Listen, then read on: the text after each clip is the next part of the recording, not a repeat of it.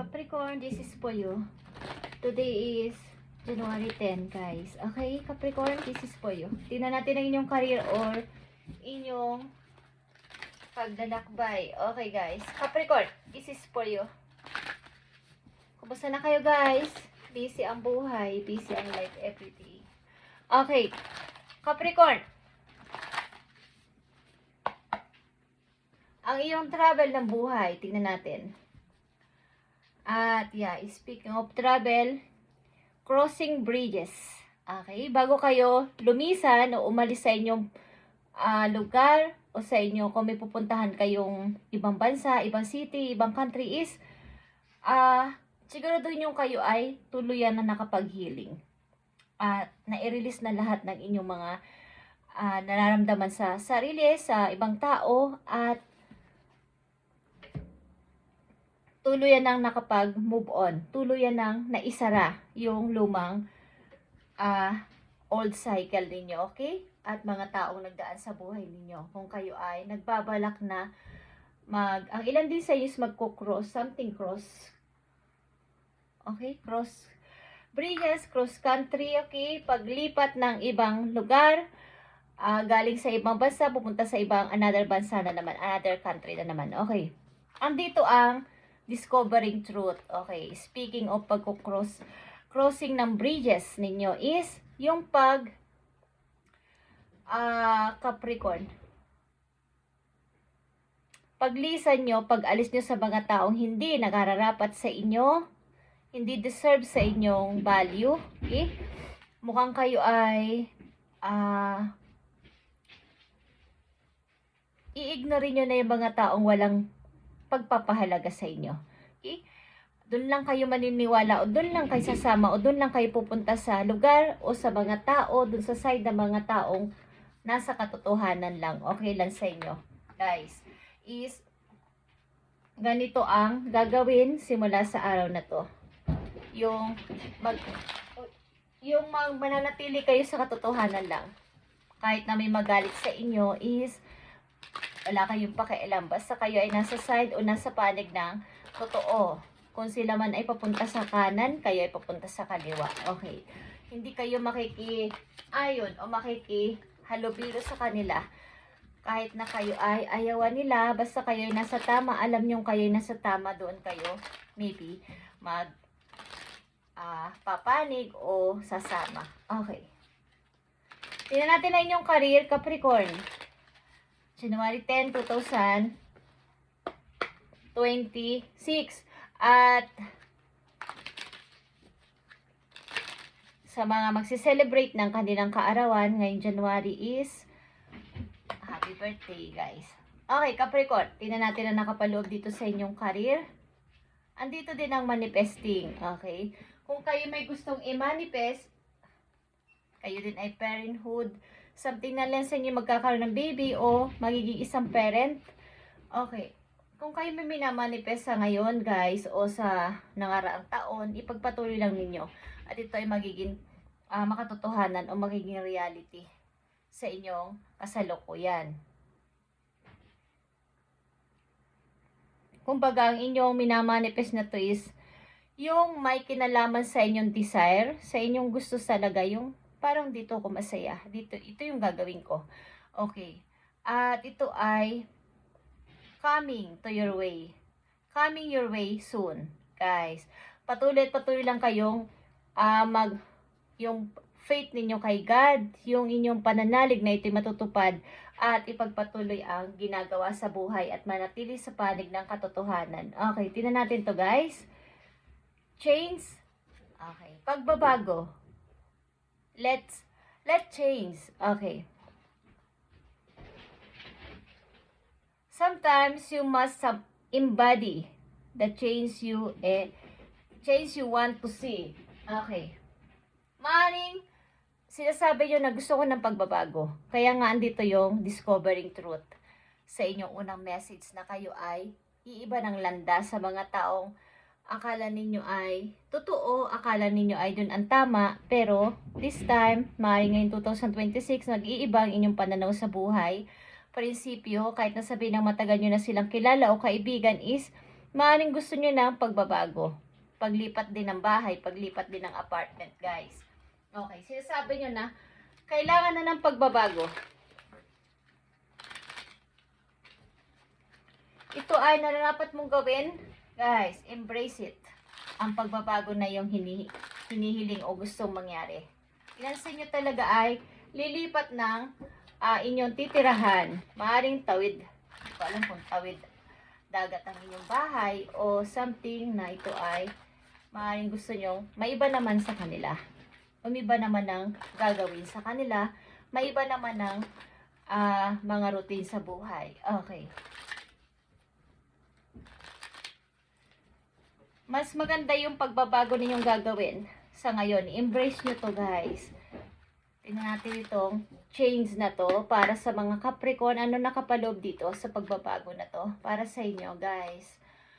Okay, January 10, 2026. Okay, ha. Ang una-unang pagbabago na gusto nyong unahin sa inyong buhay ay yung pag-hold sa inyong money.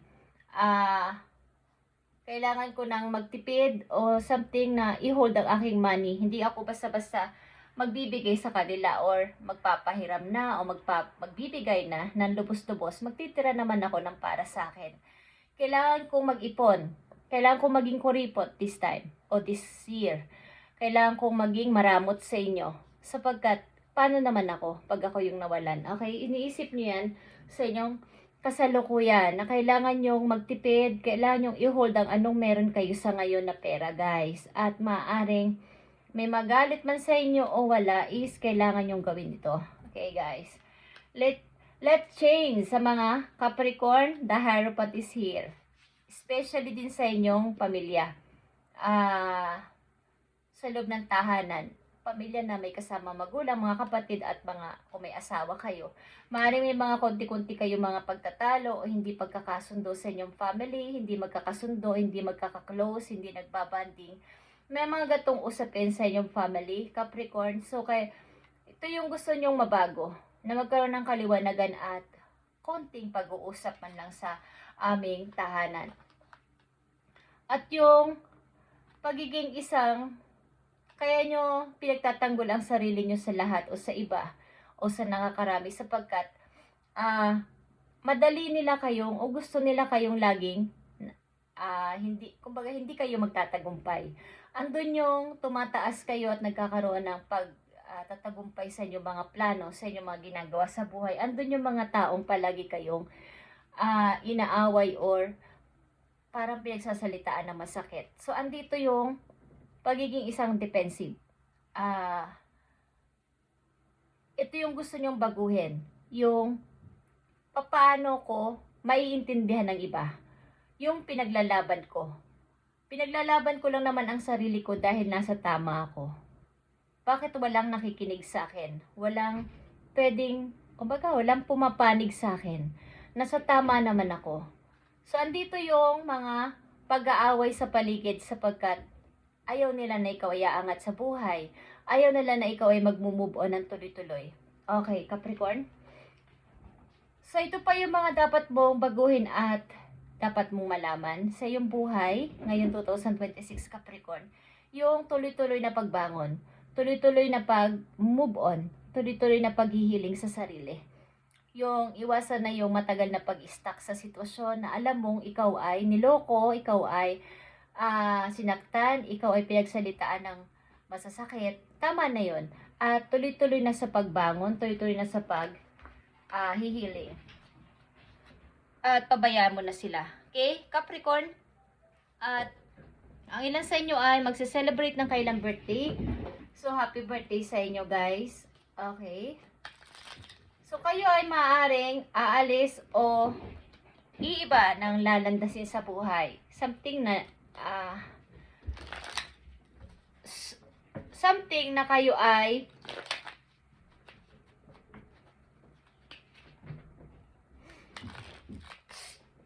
ang ingay ng pusa.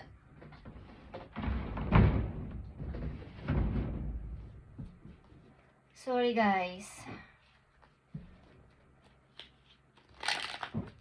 Okay. Something na kayo hiwalay sa nakakarami, maaaring sila ay magalit sa inyo o sumaman loob ba't kailangan nyo itong gawin. Okay. Mga paparating na message sa inyong Capricorn, January 10, 2026. Okay. So, tuloy-tuloy na ang inyong pag-move on. Something na ito ay baguhin nyo na. Yung inyong dati tatahimik kayo at hindi kayo lumalaban sa kanila is, simula sa araw na to is, gusto nyo ng pagbabago at gusto nyong pangalagaan o iligtas na inyong sarili o depensahan na inyong sarili sa kanila. Sapagkat palagi na lang kayong pinagsasalitaan ng masasakit na mga tao na to at ini-small kayo, okay? Tuloy-tuloy ng paghihiling at huwag na masyadong magbigay ng kung anong meron kayo sa ngayon. Matuto magtipid at i-hold ang inyong money.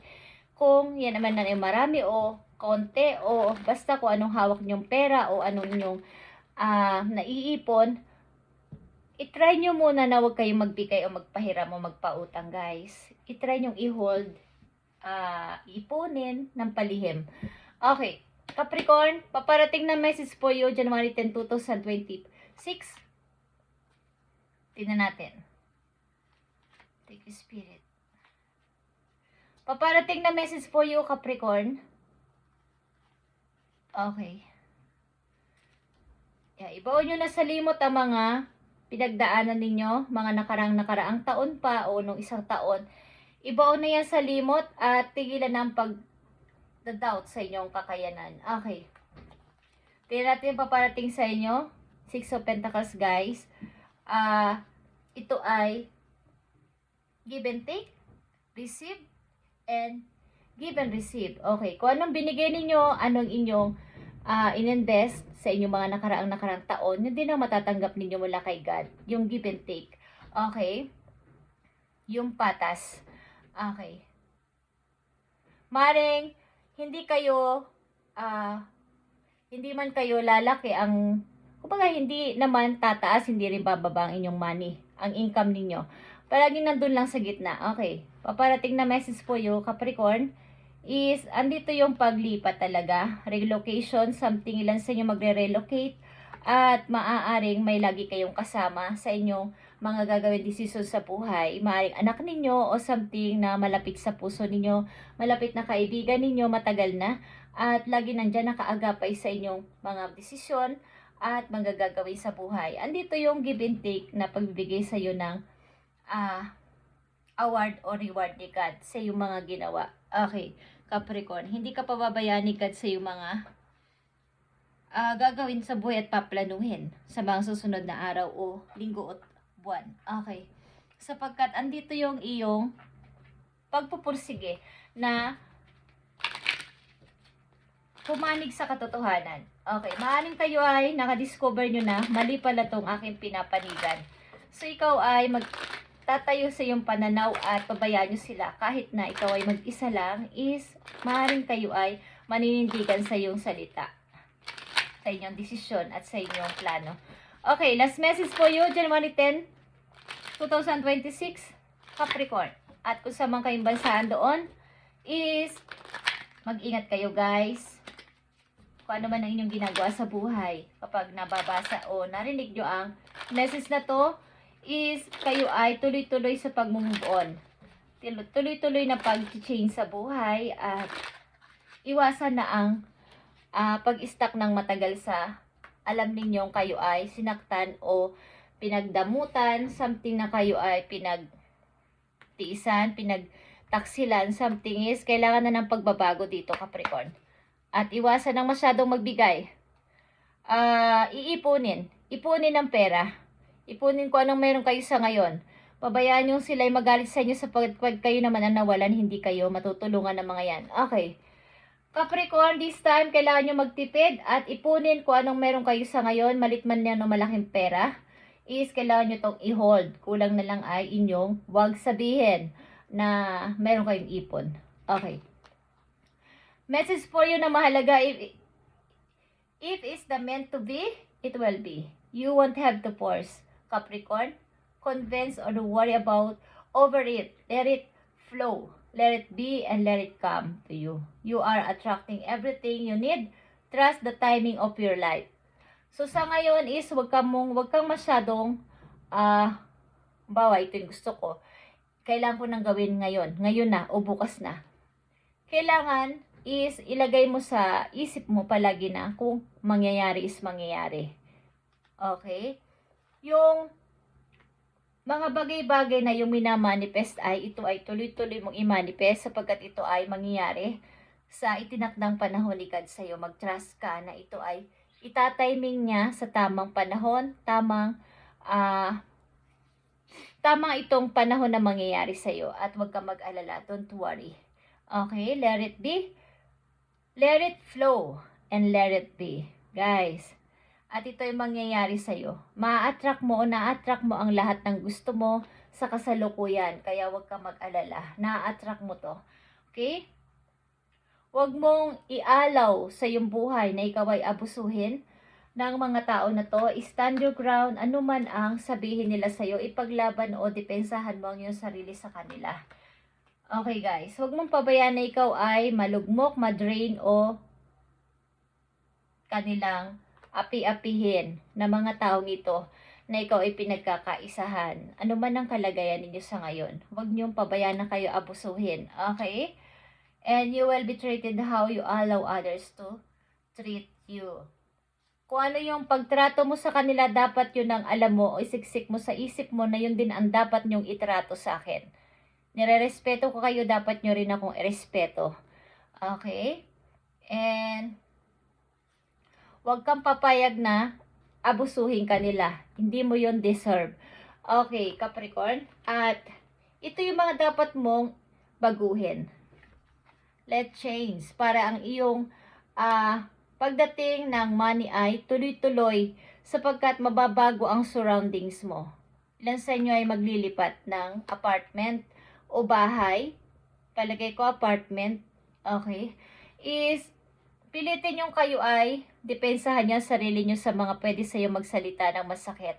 At maaari may usapin kayo sa family, guys, may konting usapin sa family. At